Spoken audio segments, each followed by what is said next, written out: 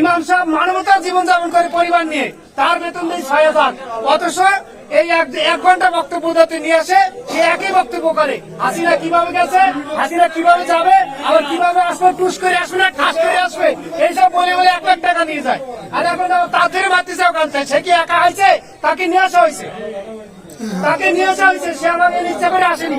আপনি সাইডে যখন চাইছে তখন নিয়ে আসবেন কাজ। আপনি বাদ আমার ইমাম সাহেব আজকে ওয়াজ করবে এখানে, শোনার সময় ভালো শুনবেন, আবার অপমানও করবেন কেন? হ্যাঁ, ঠিক ঠিক ঠিক ঠিক।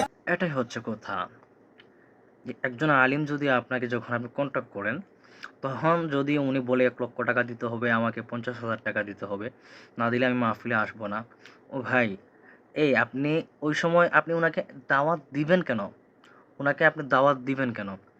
উনি তো সুন্দর কথা বলছেন, এই কথাটা হচ্ছে আমাদেরই কথা। আপনি যদি বলে আপনার যারা দেওয়ার সামর্থ্য না থাকে, আপনি দিবেন না, তো উনাকে দাওয়াত দিয়ে এনে আপনি আপনার এলাকার ভিতরে উনার একটা রুমের ভিতরে ঢুকাইয়া আপনি ওনাকে শারীরিকভাবে টর্চার করবেন, এই অধিকার তো কেউ আপনারা দেয় নাই। ওনারা ভালো লাগে না, আপনি ওনারা আইনেন না, অন্য বক্তাকে আনেন, যে কন্ট্যাক্ট করে না তাকে আনেন। উনাকে কেন আনছেন তো উনাকে আইনা এই অপমান করার মানে কি?